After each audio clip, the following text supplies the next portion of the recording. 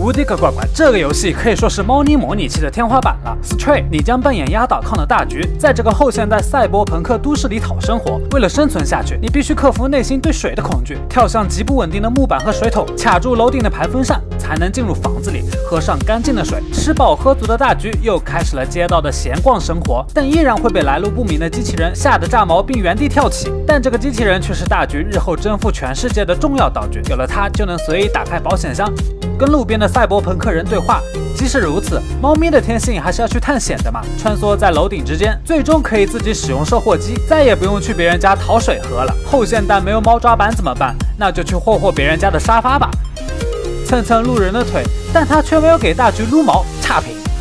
真正的敌人其实只有变异的老鼠，巧妙利用大橘敏捷的优势，躲过变异鼠群的围追堵截。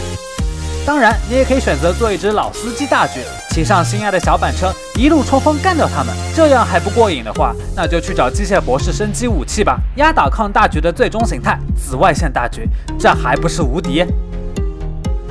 消灭完敌人，让赛博朋克人给你弹个摇篮曲，这样的小猫咪，你难道不会喜欢吗？粉丝推荐，好玩不干。